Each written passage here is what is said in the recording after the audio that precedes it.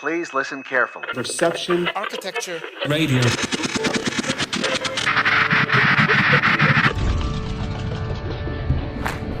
Hello everybody, this is episode number 5B of Perception, Architecture, Radio.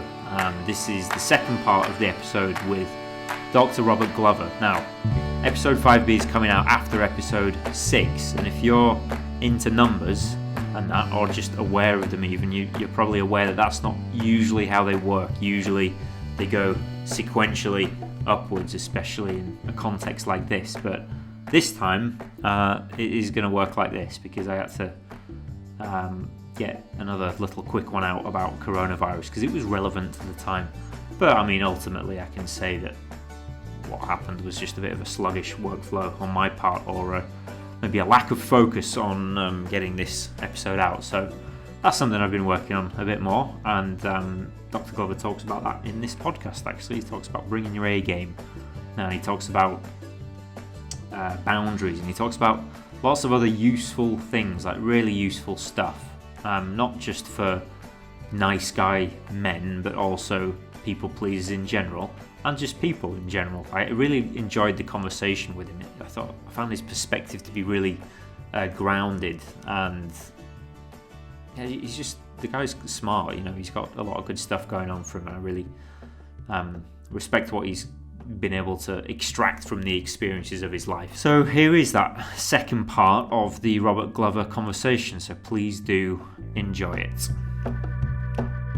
Oh, yeah. I always reverse what I call it. Sometimes I call it cooperative reciprocal systems. Sometimes I call it reciprocal cooperative systems. Sometimes I add another adjective in there as well. Yeah. Just add as many adjectives as you want. It just keeps getting better. Yeah. Well, that sounds good.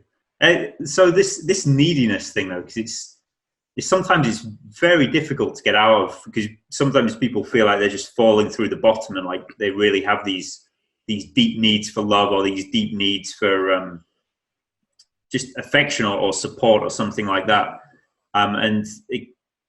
Just to stick with this metaphor of the bucket for a while, because I was quite interested in this, and what you mentioned before about boundaries as well.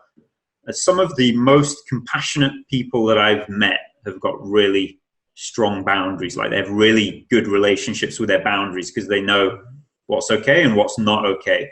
And somehow that allows them, it's almost like their bucket doesn't have any holes in it, so it just keeps filling up, which is a really interesting thing. And so I guess if I was to kind of make a question out of it, would be like, what do you think the relationship between boundaries and something like compassion, or if you have good strong boundaries and you can really then it's almost like the opposite of neediness. I'm able to give without, I would say compassion, a good definition of it is I'm able to give without needing anything in return. It's like I'm just pouring good energy outwards, and there seems to be a lot of power in that as well. It seems like there's almost like a personal power to be enjoyed from that level of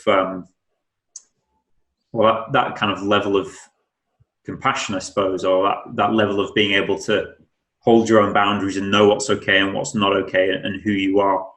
I don't know if there's a question to come from that. Well, but maybe I tell you what, I actually have two answers to go to your non-question. Okay, all right, great. I'm a pro at this. I'm a pro at giving answers. So let's kind of put boundaries over here for a minute and kind of back up just a little bit to something you said that I wanted to say something more about. It goes back to what we were talking about, to the not needy. And then we'll come back to the boundaries, because I agree with what you're saying about them.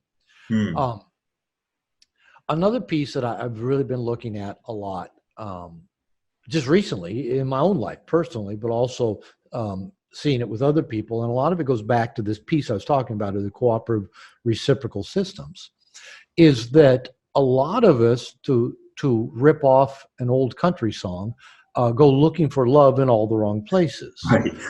Because we're mistaken what love is. Okay. And without, going way off a field of trying to define love, most of us get mistaken about what is love. And usually the mistakes we make about what is love usually go back to our childhood, go back to our family, of the inadequate ways that our parents loved us. Now, so remember, going back to Scott Peck's definition of road less traveled, that the way that parents instill a sense of lovableness in a child is by being attentive, responding to their needs in timely, judicious, and I add consistent ways. That is what makes a child feel lovable and valued. Now, Peck says this, and I agree with this. I've been a marriage and family therapist for over 30 years. So I've worked with a lot of families. I've raised kids. And for example, you can tell a child, I love you, 1,000 times a day. And if their needs are not met in a timely, judicious, and consistent way, the words will mean nothing. They will not feel loved. Right? You can tell a child, oh, you are so amazing, you're so great, you're so special. You can tell them that 1,000 times a day. But if their needs are not met in this timely, consistent, judicial way, they're not going to feel loved. It's the words and the feelings won't connect. So what I think happens is we go out looking for love, and we get mistaken what it is. We think somebody wanting to have sex with us is love. Right. Or somebody wanting to tell us their problems is love. Especially, these are true for nice guys, because I thought if a woman wanted to tell me her problems, I was valuable. I was special. Or if she wanted to have sex with me, I was special. Then I came to find out, no, women will tell their problems to anybody. And, a woman wanting to have sex with me has nothing to do with my lovableness.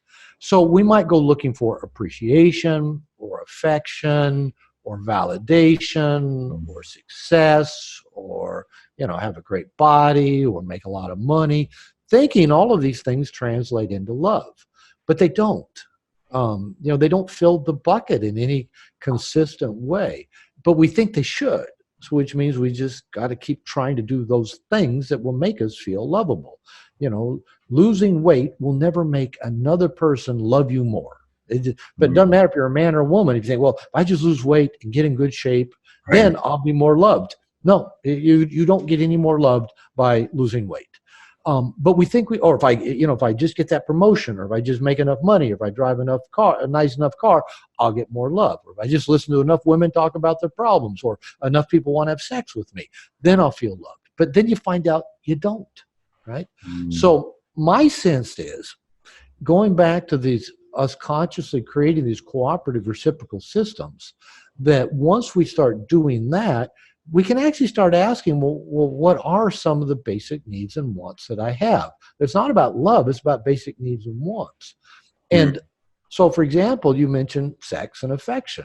Well, okay, what can I do to increase, the frequency that I have good sex? Or what can I do to be, put myself in a situation to receive physical affection? We actually start asking ourselves those questions and taking steps that will help make that happen. But if we just focus on, well, if I just get laid, then everything will be okay. And it actually never works that way. But the more we're filling up all those buckets and not mistaking affection for love or sex for love, but if we're consistently meeting our needs in a way that feels valuable, we don't get so dependent on needing the sex or needing the affection. But another piece, and this is part of the boundary piece that we'll segue into, is that if we never invite affectionate people into our life, we're not going to feel much affection. If we never invite people who like sex and who like having sex with us into our life, we're not going to get much sex. And it sounds so maybe simple and logical, but as a nice guy, I spent most of my adult life inviting women into my life who didn't like sex and trying to get them to want to have sex with me. I grew up in a family that was amazingly non-affectionate. My mother just turned 84. My father's been dead for 10 years. And my mother is probably the least affectionate human being I know. And when I try to be around her as much as I can, I live a couple thousand miles away, but she had a stroke back in November, so I try to visit her fairly frequently. I give her hugs all the time. I tell her I love her all the time. I send her text messages and say I love you. I send her little hearts. And I get such a kick out of my wife, because my wife, who is the most affectionate human being I've ever met, will even acknowledge, no, your mother isn't very affectionate. Your mother doesn't, but she said, but I watch. Every time you hug your mother, she loves it. And every time you say, I love you to your mother, she says, I love you back. And so I've just let go of any covert contract, and I just give affection freely to my very non-affectionate mother. And just know that, okay, what I did is because that felt normal when I was a younger person to be around non-affectionate people, is that I tended to recreate that in my life and then wonder why nobody ever was affectionate with me. Right. Well, because I kept inviting people into my life, or not, who weren't particularly affectionate. And when I decided that, okay, I like affection. I like people who like to hold hands and kiss and say, I love you, and hug and, be affectionate. Then all of a sudden, I started inviting those people into my life. And as I said, my wife is the most affectionate human being I know. And it's just her language of love to receive and express physical affection. And it's like, I'm in heaven because I love it as well. But I had to invite somebody into my life that was actually physically affectionate. If I kept inviting people like my mother into my life, I'd keep thinking, what's wrong with me? How come nobody wants to be affectionate with me? Perpetuate the pattern. Yeah, but it has nothing to do with my lovableness. So we'll go back, fill your bucket up with all these resources, and invite people into your life who want to give to you in the way that you want to receive, and then work on whatever issues you have around receiving, which I've had to do as well, because I'm not a very good receiver. It makes me anxious or feel guilty when people do nice things for me. I've had to consciously work on that. Right. Is that something that touches the kind of the unworthiness core? Like, I don't deserve this kind of love or this kind of affection. It's like, maybe I really want it and I really crave it, but then when I get close to it, then I start to, all of these walls shoot up, like maybe I'm not worthy of this kind of affection or worthy of getting even the things that I want. Well, there can be a lot of layers to it, I think. Worthiness is one. It's not so much the card I play emotionally. I think my cards around something like that, getting my needs met, are more like, if you give to me, I'll owe you something. Right. Or if I have needs, that makes me too much like my father, who was a self-centered ass, and I don't want to be a self-centered ass, so I'll try not to have needs. So I got value out of being needless and wantless. So now, because I don't have needs and wants, you should value me because I'm not, the self-centered ass. So it's not so much for me that I feel worthless. That is true, I know, for a lot of people. And we all have our own stories that get played out, but we have to address those stories. So for example, when I, in therapy years ago, when I realized, okay, I'm not a very good receiver. And I'll give you a couple examples of a couple practices that I've worked on. One is probably 20 years ago when I was in my second marriage, and that's when I started working on my nice guy issues. I was the giver, the whole covert contract, always giving gifts and nice things to my wife. And I remember one year I gave her a teddy bear for Valentine's Day. And she didn't seem to have, strong response to it one way or another. And I asked her, well, did you like the teddy bear? And she said, well, did you get that for me or get it for you? Did you give it to me for me or for you? And I had to think about it. I thought, well, I did put a lot of time into it. I looked and searched for the perfect teddy bear. I thought you would really love it. You'd really be appreciative of me. And I said, I guess it probably was much more for me than it was for you. And she goes, well, that's that hose. That's that needy hose. And because of that needy hose, I just needed her to love it and appreciate it because I worked so hard to find the perfect teddy bear. Right. And she said, so because of that, I don't know. I can't really feel anything about it. So we were in like a therapy group at the time, a couples therapy group. So we talked about that. And so out of that process, I made a decision to go on a giving moratorium. So for 1 year, I talked about this with my then wife. For 1 year, I did not give her any gifts at all. No surprises, no Mother's Day cards, no birthday gifts, no Christmas, nothing. And every time I had the impulse to like buy her something or give her something or do something for her, I had to buy myself something or do something for me or give myself something. And that, that may sound like a crazy assignment, but it transformed me in that then my giving became much more loving and judicious, not just caretaking, like love me, love me, love me, because I gave you all this great stuff. And it started filling my own bucket up. I am one of my own cooperative reciprocal systems, right? I take charge of filling my bucket up. If I need something, I get it, right? So that helped me practice receiving by actually me giving to me rather than giving to others. Another experience I had, one after I got divorced in like 2003 and started dating, I dated a woman for a while. I met her because she sold me shoes. So she worked in a nice department store. And we started dating. She came over to my apartment one day, and I'd done some laundry and left my clean clothes out on my couch. And she just walked in the door and just started folding my laundry. And I said, wait, you don't need to fold my laundry. Stop. She goes, she goes, I actually like folding clothes. I'm really good at it. She says, remember, I work in retail fashion sales. I fold clothes all the time. She says, I'm good. And I said, okay. I thought, okay, wait a minute. She wants to give. It makes her feel good. I need to practice receiving. So I let her fold my laundry. And so after that, consciously, every time I did laundry, I left the clean clothes out on the couch, knowing that as a gift to her and as a challenge to me. That was hard to do, actually. It was hard to leave the clothes out, kind of like, okay, my clothes are here. Hold them now. And she never like, why do you do that? She liked doing it. She said, I won't put them away, but I'll leave them in little stacks here, like on your couch or your bed. And I said, that's okay. I won't put them away either, because every time I see those stacks, I feel loved. And I did. I felt loved, but I had to let her do that, right? Right, yeah. If I didn't let her do it, I wouldn't get that sense of, that feels good when I look at those little stacks of neatly folded clothes. That was her expressing love for me.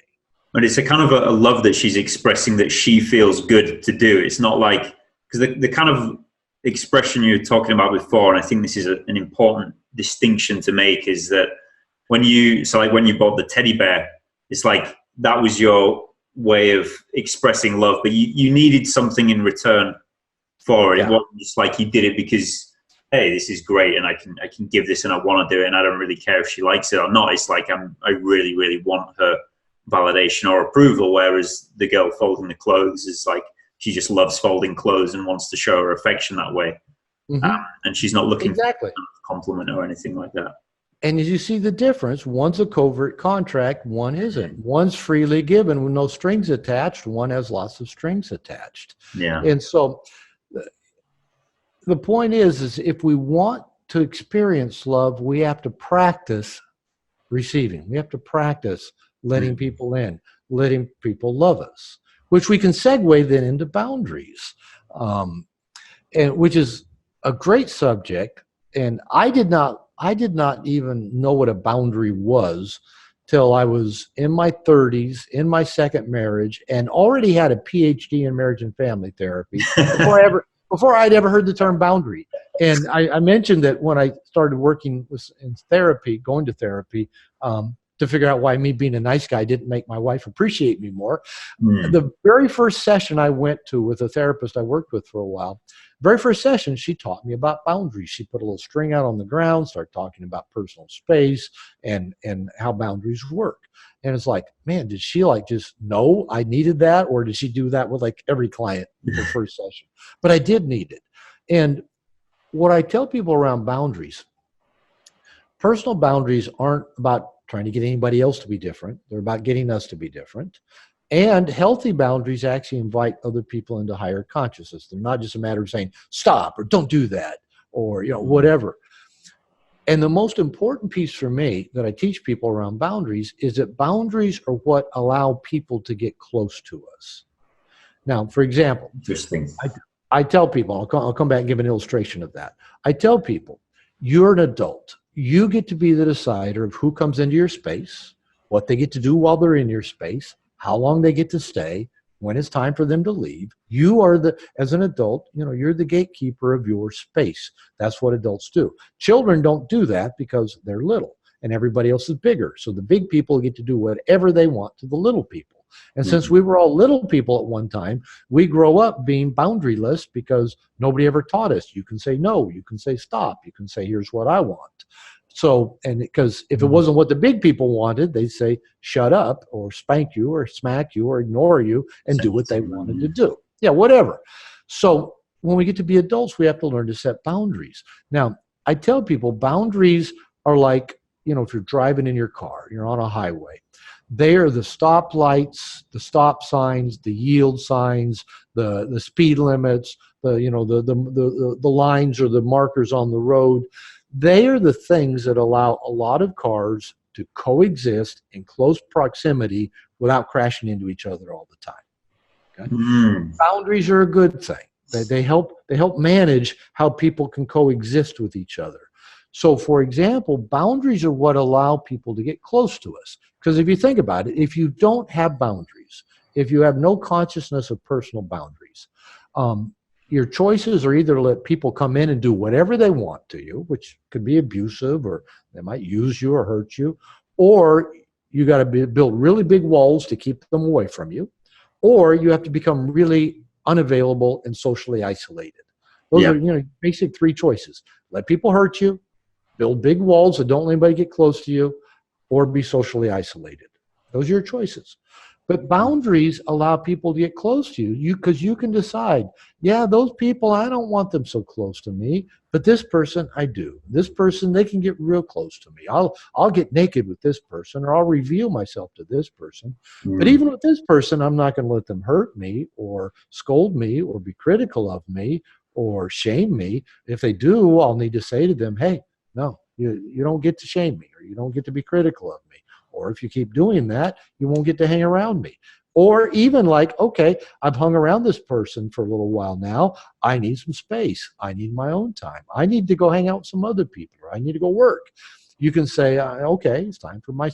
That is us using our boundaries to like direct traffic to where we can let people close, let them in. We can move closer, move further. We have groups of people around us, one person, we can be alone, all of those things. And there's a fluidity to it that you don't have if you're just letting everybody come in and abuse you, or if you just have a big wall built up, or if you're just isolating yourself and avoiding people altogether. So the boundaries are, and it may take a lifetime to really get good at setting them.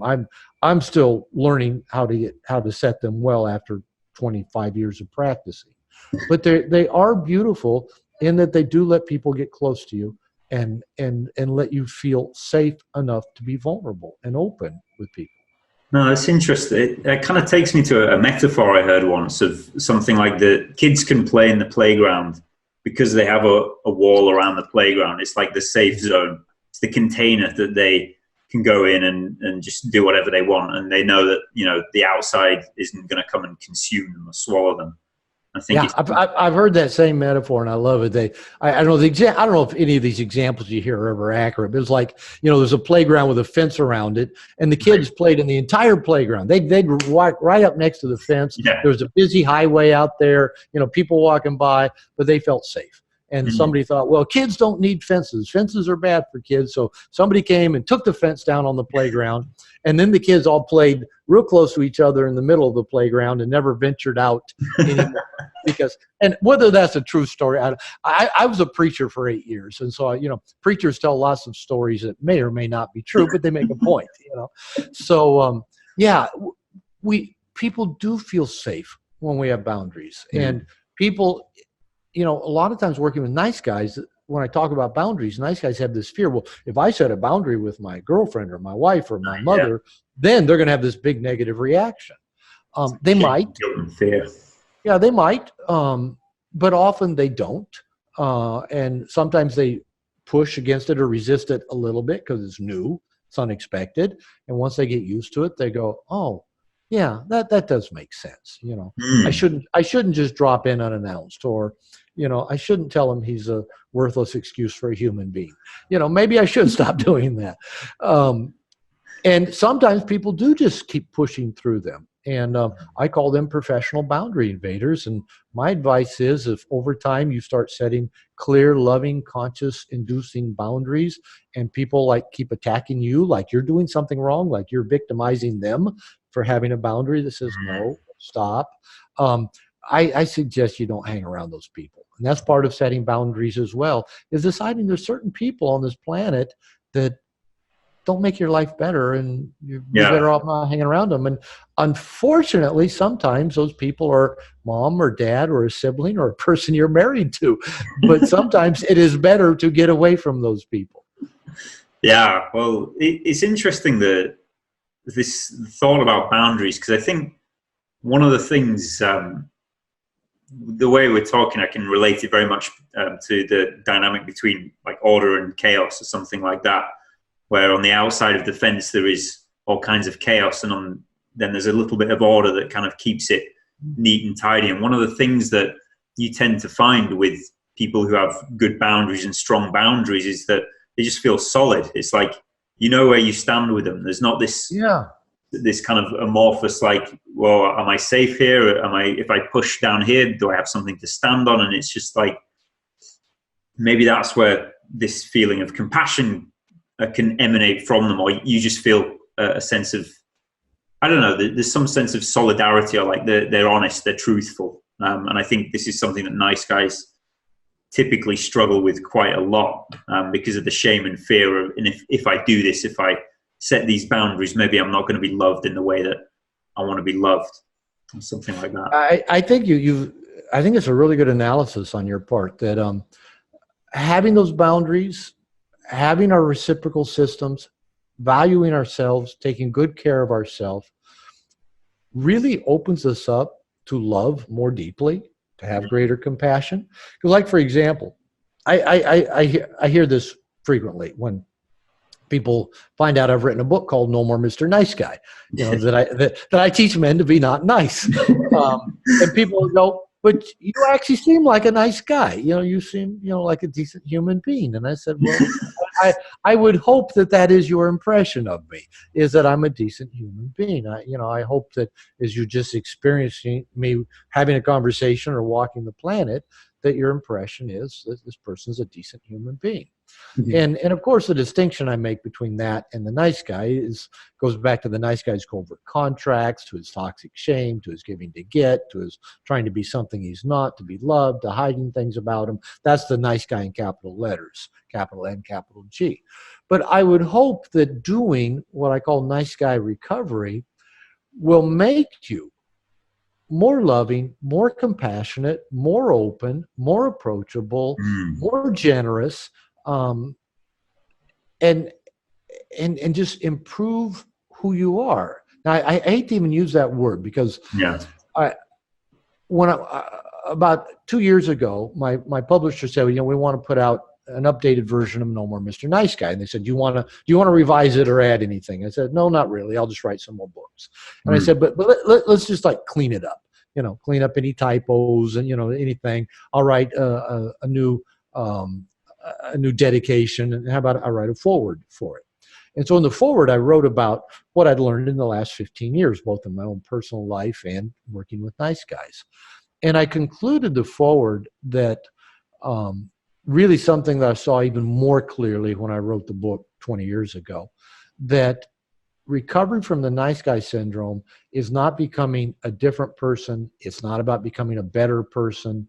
It's not about becoming a more lovable person. It's about becoming more you.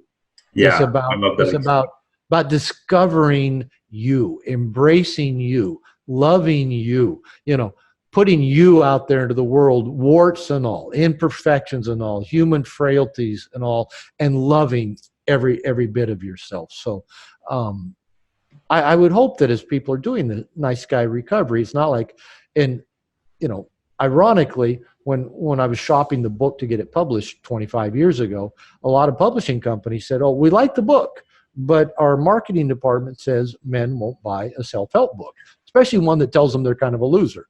And I said, you don't know the men I work with. The men I work with really do want to be good people. That's why they're trying hard to be good, because they want to be good people. Unfortunately, it's coming from a paradigm that says I'm flawed and broken and unlovable, so I got to be good. And so, like a lot of nice guys, when they first get the book, they go, oh, yeah, I get that being a nice guy doesn't work. Now, if I become an integrated male, then I'll be loved and liked and get my needs. And it takes a little while to realize, no, let's just work at being ourselves. Let's just work at being who we are. Not everybody's going to like us. It's still going to be our job to make sure we get our needs met. We're not going to have a smooth, problem-free life. But if we can learn to like us and love us and just present that person to the world, that person's going to be trustworthy. That person's going to be authentic. That person's going to be honest. That person's going to be generous. That person's going to be open to love and giving of love. And, that's a beautiful person. Yeah, this is the kind of people we need more of in the world, it seems. I think you talk a little bit in the book about nice guys not fulfilling their potential, and it sounds like what you're talking about then is like there's a potential you that you could be, and if you work through this stuff, you could be more you, which is kind of what you're here to be anyway, and you can get rid of all the stuff that's not you and all the stuff that's kind of holding you back, and you being essentially you. Or the most you that you could be is kind of like nice, fulfilling your potential. Yeah, when I wrote the book, the last chapter in the book kind of hits on that, and that was actually, after my agent who took the book on said, I really like it. I think it needs one more chapter, so we added that last chapter. And then actually, while the book was in process about to be published, it was published by Barnes & Noble, who at that time tried to publish books. Now they don't even sell books because they just went bankrupt and got bought out. But anyway, back then they were the big deal. And so they had me write a class. They said, we want you to write a class, an 8-week online class based on No More Mr. Nice Guy, but don't just rehash it. Do an application of it, and then you can teach it online on their online university. So I developed while the book was about to come out. I was working on developing this class, and I still teach it to this day, called Nice Guys Don't Finish Last, They Rot in Middle Management. And the premise is that nice guys are often good at being good because we're pretty conscientious and we want approval. So we do often well enough, but we don't usually exceed and just flourish and blossom because of a number of things. Seeking people's approval. Okay. People don't usually accomplish great things while they're playing to the crowd. They accomplish great things when they're true to themselves and they bring their A game. Our fear of risk, of looking foolish, of making a mistake, of doing the wrong thing, that can get in the way. That need for external validation. Our caretaking, where we're constantly, tending to everybody else and not focusing on our passion and purpose. And a lot of it just comes down to, it's really scary to live up to your full potential. It's scary. It's kind of rare. Yeah. And nice guys tend to want to keep doing what feels safe and familiar. So doing this nice guy work, and I'm still doing this, and I'm still seeing this in my own life. Like I say, at 63, I'm watching my life continue to blossom and flourish as I get out of my own way, as I start just creating what's true to my heart and my inspiration, and I see my life keep getting better. I'm writing more books. Financially, I'm doing better. I seem to have more love in my life. I have lots of great adventures. I have lots of blessings in my life. And I think a lot of that comes because I've let them in, number one. And number two, I've been bringing my A game. I've faced a lot of fears, and I've created a discipline for myself and a support system that supports me and holds me accountable for living up to my potential. It's a commitment I've made that I'm not going to let my fears and my self-limiting beliefs and my anxieties kind of subvert me from making a difference in the world. I know that No More Mr. Nice Guy has made a huge difference in the world. I know that many thousands of people have had changed lives because of it. And I've got more books in me that need written. Well, what if my fear gets in the way and I never write another book? Okay, that's fine. But when I recognize that I'm here, perhaps with a purpose or passion, I don't get real, I don't know what the right word, metaphysical about all of that. But I seem to have a certain gift and ability. And if I'm not using that and just bringing my A game to that, I'm cheating me, I'm cheating my family, I'm cheating the world. Yeah, So right. It's going to consume you and eat you from the inside. yeah, and it will. And I couldn't be happier doing what I'm doing. You know, I get up, I write, I have my connections, I have all my reciprocal cooperative systems that bless my life. You know, I teach, I do seminars, I do what I love, and I think it makes a difference. And That's I would be cheating the world if I wasn't fully embracing and doing what I love and what I was put here to do. Well, the thing that you mentioned about the rarefied air and like being fully you and bringing fully you to the world, it is a scary thing. I think people are very much afraid of that, and I think there's that very well used maxim of like, it's not the darkness, but it's the light inside of you that you're afraid of. Something like that. And I think one of the things that, well, in your book there was another one of these lines where I was like, oh God. And I think it was the nice guys are wimps, and this is something that I've really tried to kind of counter my whole life. So just a brief bit about my history. I grew up and I felt very soft when I was young. Like I didn't feel like I was strong or brave or anything like that. And so as I grew up, then I moved into mixed martial arts, and I started doing kickboxing and things like that, because I wanted to try to overcome this, you know, and feel more strength and more power, and, you know, be tougher than the demons that I was fighting inside my head. Yeah.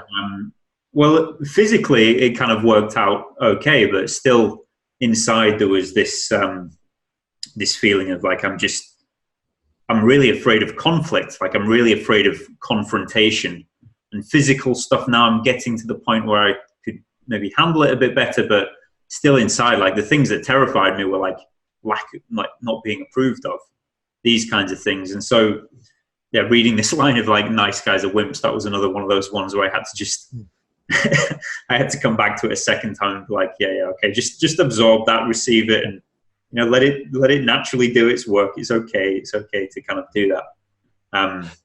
And what if we could actually even just accept that and yeah, let it, right? Because I know at least one place in the book. I mean, like I said, this was years and years and years ago. I still remember. I describe a scene in the book with my second wife Elizabeth, who I was with when I wrote the book.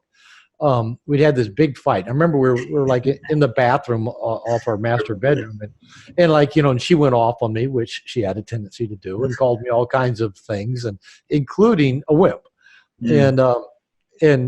And she left, and she came back. I remember I stayed in the bathroom. I was kind of crying and washing my blah blah blah blah, you know. And she walked back in, and she did something that she almost never did in 14 years of marriage. She apologized. That was not her strong suit.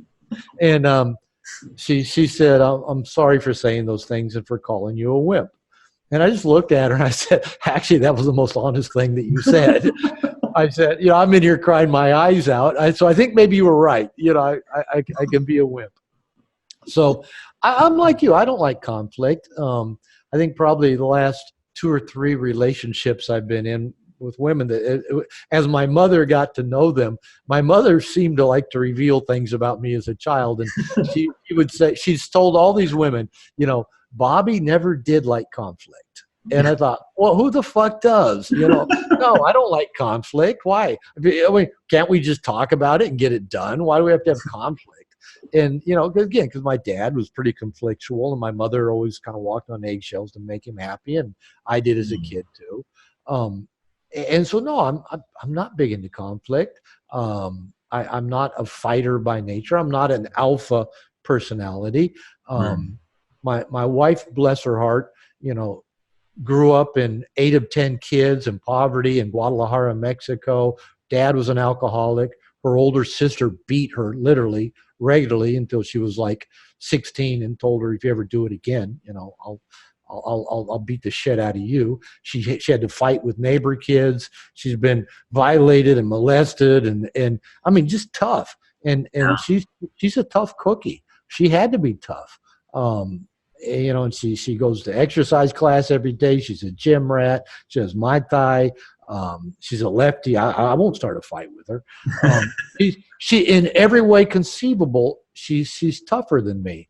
And and I tell her, in some ways, she's my role model for where the places I need to toughen up and need to be willing to have conflict and stand up for myself and deal with things. But she also says I'm her role model for teaching her how to be calmer and more patient and more open-hearted. And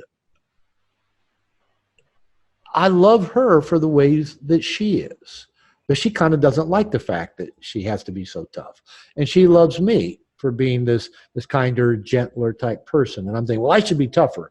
Well, how about if we just accept, okay, this is how I am. I can be kind of a wimp, Can I love that about me? Can I love that part of me that would rather not have conflict? Can I love that part about me that doesn't go looking for a fight? Can I love that part about me that would still stand up and go to the floor for anybody that threatened my family? I would. But I would try to find some other solution first.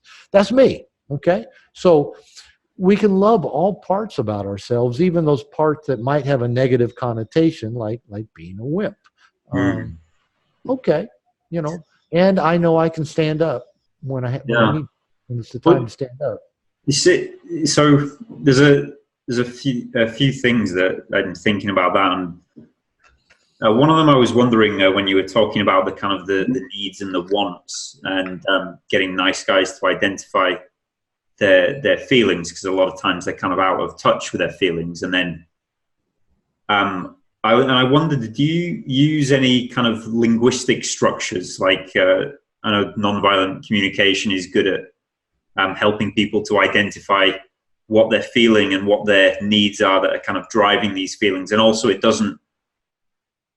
kind of like promotes a consciousness that doesn't necessarily label things as like, well, this guy's a wimp or this guy's good or this guy's bad. And then once you kind of arrive at that consciousness, then it's like, yeah, it's fine to be a wimp because it's just a word. What is really happening underneath is that I'm feeling afraid and I have needs for security and support or safety or something like that. I was wondering if you used any kind of... I really honestly just came into contact with nonviolent communication. I'd like heard of it at times in the past, but it's really only been the last couple of years that, really kind of had it explained to me more in depth. And I like it as a communication style. I think words can be really important and how we use them. So for example, what I typically do when I'm working with people, I tell them to pay attention to their emotionally laden language, because that emotionally laden, that has a charge to it. So for example, a guy says, well, she shot me down, well, no, she had low interest in going out with you. She said no to your request to go on a date. She didn't shoot you down, but your language of she shot you down, all of a sudden takes on this real emotional world of itself. And so oftentimes in therapy and in groups, when I'm working with people that have this tendency to use a lot of emotionally laden language and buy into it as it is the story, it is reality. Yeah. I'll do a little exercise with them. And I'll say, okay, I'm going to have you tell me the story of this emotional event, usually in which they're feeling kind of negative or done to or victimized. And I'm going to have you tell it to me in two ways. The first way is I'm going to have you tell it to me as an editorial. That you're going to editorialize this story. A lot of emotionally laden language. This situation, this guy was being a real jerk and, he went off on this other person and blah, editorialize the hell out of it. Read, whatever intent or motive into it you want. Then after telling the story with all the emotional language, I said, now tell it to me like a news reporter. Give me the facts, the who, the what, the where, and the how, without intention, speculation, motive, just what can be observable in the situation. A guy was walking down the street and he turned around and punched a guy. That's it. That's all you know. Now, that's a lot different story than all of, the speculation and everything. Or, if we bring it to the dating scenario, the editorial is, Robert, bought this woman drinks, and he was trying to impress her, and he listened to her tell her stories, and she seemed really interested in him, and she touched his arm a lot. And Robert was thinking how great it would be, maybe, if she was his girlfriend, and he thought she was really sexy, and, he was doing his best to impress her, and, and this and that. And then when he, finally did ask her out, she shot him down, and she walked away from him, and he left standing there looking like a fool. Right? All right. Or the news story is Robert met a woman at a bar. They had a couple drinks together. He asked her out. She said no. And nobody died. Nobody got died. Nobody got died. Nobody got shot, killed. Nobody got drink thrown in their face. Just right. She said no. And I tell you what, life gets a lot easier if, or somebody told me recently, the way they like to say it is, give me the news, not the weather. Don't give me the weather report. So, if we cut out the weather report and just stick to the news, shit happens in life. It isn't always what we want. It doesn't always go the way we want, but it's usually not nearly as dramatic as we turn it into be when we make it as being about ourselves. So, okay, Robert met a woman at the bar, bought her a couple drinks. He asked her for her phone number. She said no. Robert continued to have a good night. It doesn't have to be this big drama thing. Right. So I agree with you. Language can be really important. And if we can learn to drop the drama from our language, we can communicate more clearly. And I know I had an experience just recently, a few weeks ago. As I said, my mother had a stroke a few months ago, and then had actually gone back in the hospital for a different reason. This was about a month ago. And I thought, I'm worried about her. She, when she does reply to my messages, says she's weak, she's not sleeping well. I thought I'm going to go up and just pay her a visit. And I told my wife about my thoughts and my plans, and she thought that was a good idea. And so I flew up from Puerto Vallarta, where I live, up to Seattle to spend 6-7 days with my mom. And I was glad I went. I think she needed someone to check on her. Her refrigerator was empty. She wasn't taking very good care of herself. And we went for a lot of walks. I put a lot of food in her fridge, and by the time I left, she was in much better shape. But while I was gone, my wife seemed really cool towards me. We usually send a lot of text messages, but her messages were fairly unaffectionate and flat. Now, I'm not going to use any emotionally laden words, but I could tell she was distant and something was bothering her. And I watched my tendency to make a story out of that, right? And all I did is I just kept repeating to myself, my wife is not feeling sufficiently loved by me. I didn't make it into a story, well, this or that, or, she was projecting her stuff, or I didn't do anything wrong, or blah, nothing. My mind wanted to at times, and every time my mind wanted to create a dramatic story about my wife seeming distant while I was gone, I just repeated to myself, my wife is not feeling sufficiently loved by me. So when I got back home and we were able to have a conversation about it, I said, it seemed that you were not feeling sufficiently loved by me. And she then told me two things that made her feel not sufficiently loved. I acknowledged both of them, that I could see why that would make her feel not sufficiently loved. And I said, I will try to be more attentive to those things in the future. And after a week of her seeming distant, but me not reacting and just asking, okay, you seem to not feel sufficiently loved. She told me two things. I listened, I acknowledged, and we got through it like in 15 minutes. Yeah. That's all it took. And then from there on out, she was amazingly her affectionate self and close and physical and hugging and kissing and saying sweet things. It just turned like that because I didn't turn it into a dramatic story. I forced myself to keep it simple. Yeah, it almost sounds like a kind of we can get addicted to the drama of it because it's something interesting that's happening. Maybe there's not enough kind of interesting or fulfilling things in our lives that are happening, and so you create these kind of dramas so you can so something's happening, so it's not boring.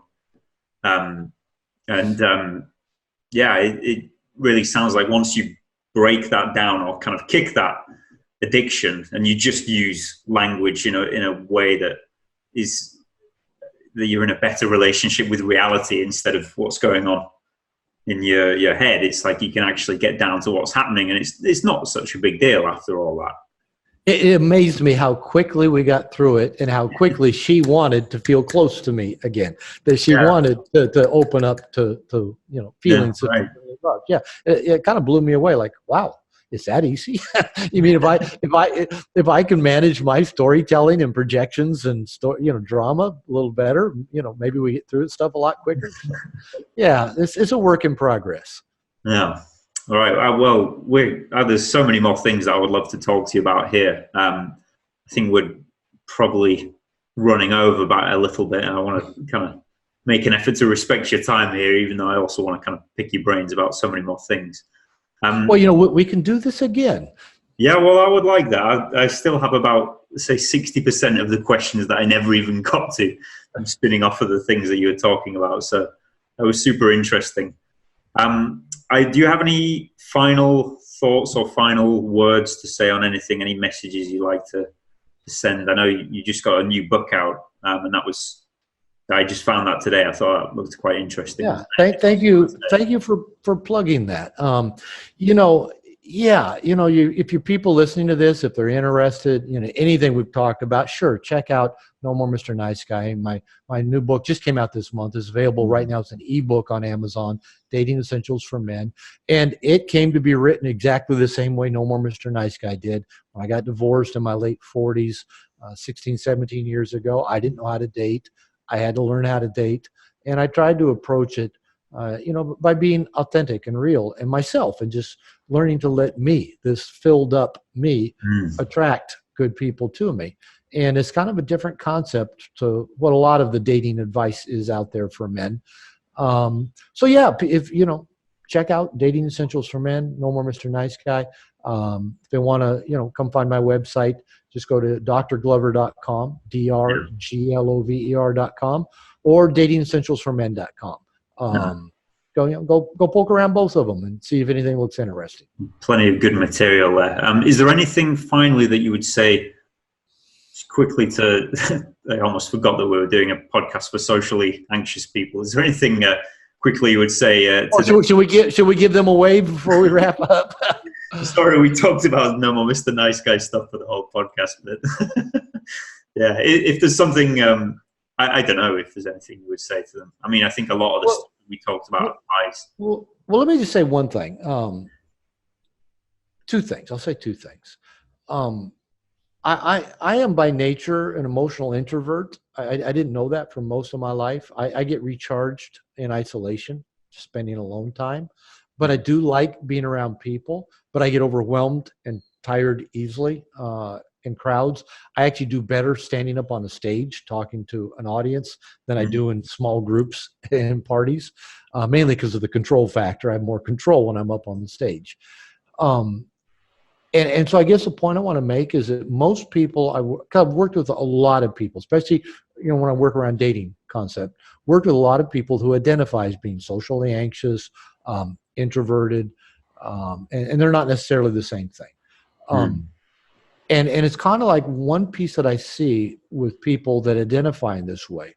It almost becomes like their burden to bear, kind of like their identity, their almost their mask that they wear. Well, I'm socially anxious, therefore, fill in the blank.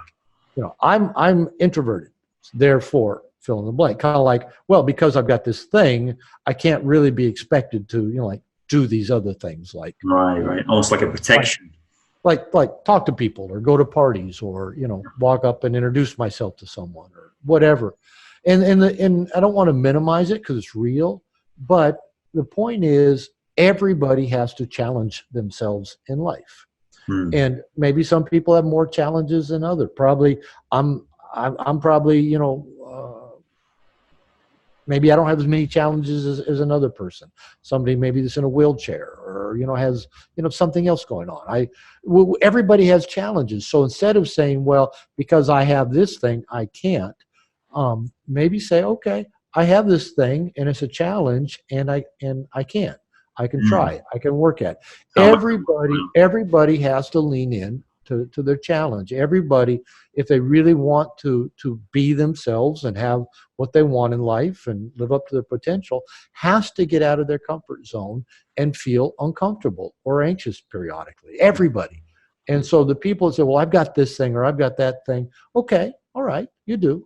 I'm a wimp, by the way. I've got that thing.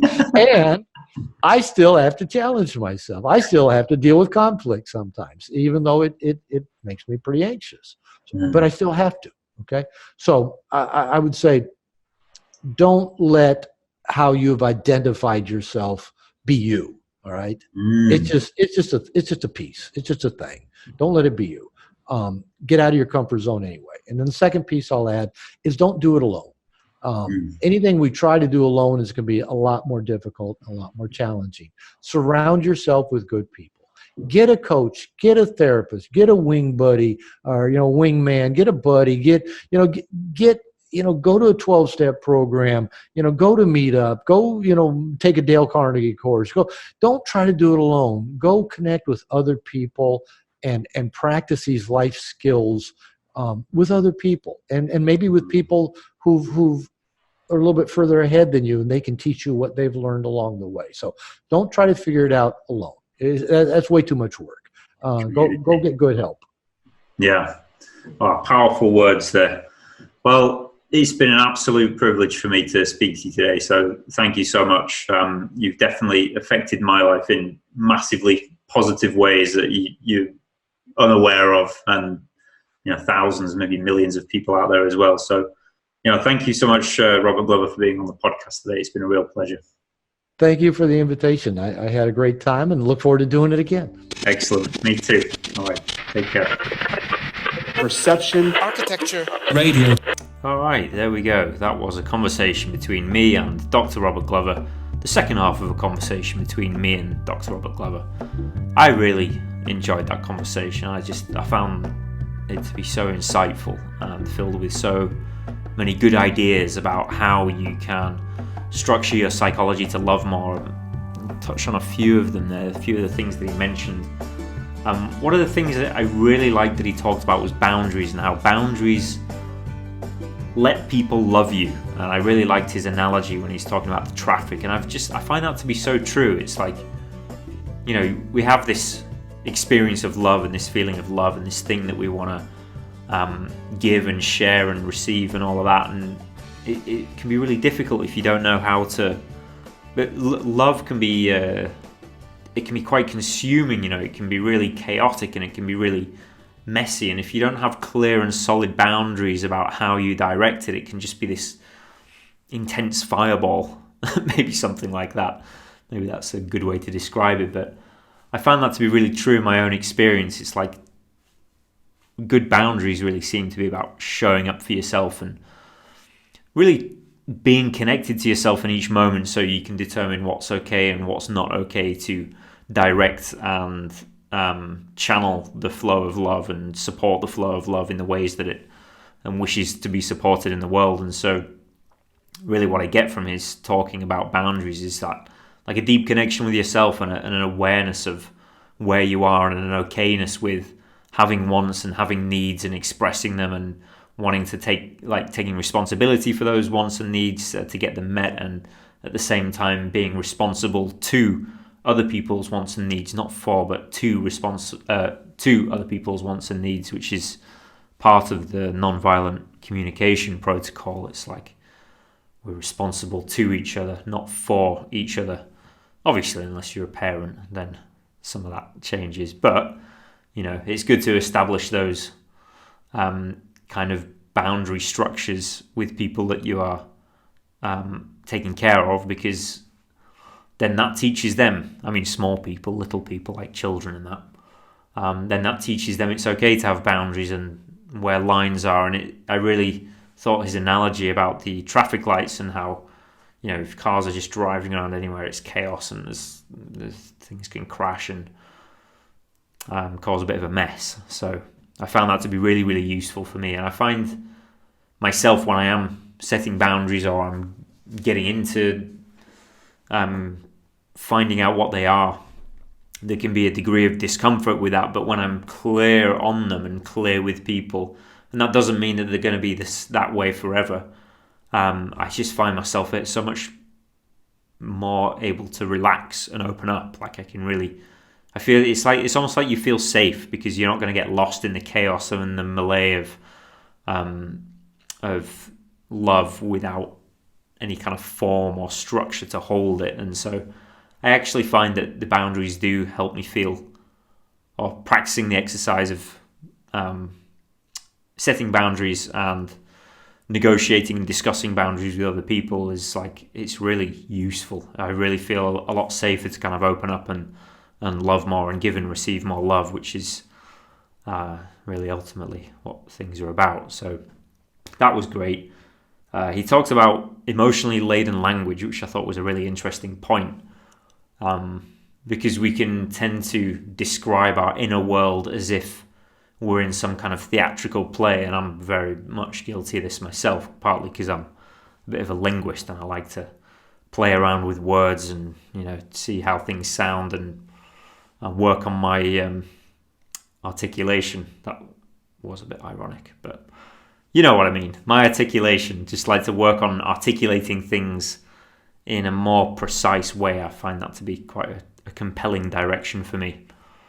So yeah, emotionally laden language really can trick your brain into believing that something was worse than it actually is, or more distressing than it actually is, and then your brain starts to create a little bubble around that thing and says, okay, well, don't go there because that was really bad. It's like, I think the example he used is like, she shot me down, instead of I asked her if she'd like to go out for a drink and she said no. It's like the second one is way less charged. And I think being precise in your speech and being articulate and really getting in depth with the language that you use is really, really useful, because you're not really aware of how the way that you use language really affects the structure of your thinking, which affects your emotional state. And I find it so valuable to notice and be aware of how and where you use language and the feeling that creates in your body and the associations that then comes out with. Like, I associate this deep feeling with this thing, and that directs my behavior in a way that may or may not be beneficial to me. And once I start to take a bit of responsibility for the way that I'm using language and really trying to get into it, then I actually have a bit more control and direction over my associations. At least that's the way that it appears. So I really liked that point. Bringing your A game. I thought that was a great one. That's something I'm trying to do a bit more with these podcasts, and just tidy things up a bit, make things a little bit more efficient in the process, and with varying degrees of success. And so one hand for encouragement and the other one for compassion. It's like, okay, you didn't quite do that there, and so I'm not gonna beat up on you or give you I don't know what the expression would be. I'm not gonna kind of ride you into the ground so hard that you never feel like getting up and trying anything again. But at the same time, how could I entice you to, work a little bit more efficiently? And I think a good way to approach that is certainly curiosity. And I'm finding with making these videos and these podcasts, that's really, I relax the rules a little bit, so I have more freedom to find out how to best bring my A game, which is really kind of cool. And it's like not being really hard on yourself when you make some mistakes. It's like, well, how about this for a context? I'm going to give myself the freedom to fail forward and give myself the freedom to make mistakes and try to figure things out through the process of making mistakes. And it's okay if I put something out like this or like this. And, those are real decisions that you can actually make within yourself to kind of ease up. And if you're willing to feel a few feelings around it and be present with those feelings, then you can actually start to make that work for you. And well, that's the journey that I'm on, and I feel good about it. So maybe you could feel good about it too, if that was the journey you wanted to take, or not. I don't know, whatever, do what you want. But here's another thing that he talked about that was cool. Lean into your challenge. I like this a lot. I idea of being presented with something and just, it's like softening into it. George talked about that a lot on one of the earlier podcasts. It's like leaning into things a little bit, being willing to feel anxiety, and that actually rewires your brain for courage. It's like you lean into the challenge a little bit, just the right amount, the amount that you think you could manage. And it might be very small, especially if you break things down and you just start to lean into that first little small bit. I think Jordan Peterson had some advice on that at one point where he's like, find what's the thing that you've been putting off that you know that you should be doing. And it's like, see if you can sit down with that thing for 15 seconds, because maybe you've been putting it off and putting it off and putting it off, and you feel so uncomfortable about it. It's become this huge thing in your subconscious, whereas actually if you just sat down and looked at it for 15 seconds, you could probably manage that. You could probably keep yourself focused on the thing for at least 15 seconds.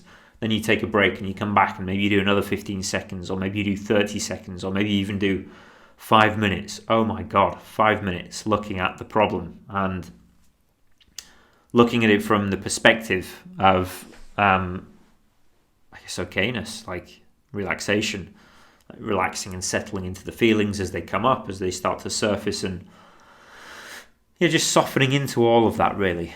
I think that's really what he's talking about when he's saying leaning into the challenge. It's like just start to gradually approach it in a way that, in manageable portions. And I guess it's not really new advice, or it's not really like unknown wisdom, but sometimes you reiterate the same things in different ways and it resonates with perhaps a different part of your brain, and it sinks in. It's like maybe you have to hear it from a few different perspectives before something inside you clicks, and it's like, yeah, okay, I get that now. It's an embodied thing. It's not just a cognition. It's like it's something that's actually embodied. I feel that now, and my body's starting to respond and act out what it is that I know, which is where you really start rolling. That's a very good place to be. So, leaning into challenges, good stuff. Don't let how you've identified yourself be you. This is also gold. Don't let how you've identified yourself be you. And I think, we all do that. That we all tend to rally around, like, here's something that feels solid or solid enough, or maybe it's just something, I don't know, some way of identifying myself. Maybe it's that I suck, and that's the kind of person I am. And so I'll use that as an identification, and then what my brain does is it goes to find evidence to support that, because I would rather be right than uncertain. Like, this is something like I talk about a lot with people I'm coaching with. It's like the brain really does try to find evidence to support what it is that you believe. Everybody has those kinds of biases, and those biases may be serving you or they may not be serving you. And if they're not serving you well and your life is quite miserable, that's really something that might be worth paying attention to. It's like, where am I identified with a particular thing that I'm afraid to soften and lean into a little bit and really feel my way through, so I can start letting it move bit by bit, letting it shift a little bit. And I think that's really, just a really valuable thing, because there's the you that you are, and if the you that you are is not having a good time, but you're not willing to give up the you that you are for the you that you could be, which might be somebody who is having a better time, then I don't really know what to say about that. It's probably not very good. It's probably not very good hanging on to the you that you are if you're a miserable you. Maybe that you needs a little bit of support and a little bit of attention and a little bit of acceptance, so it can develop into the you that it could be.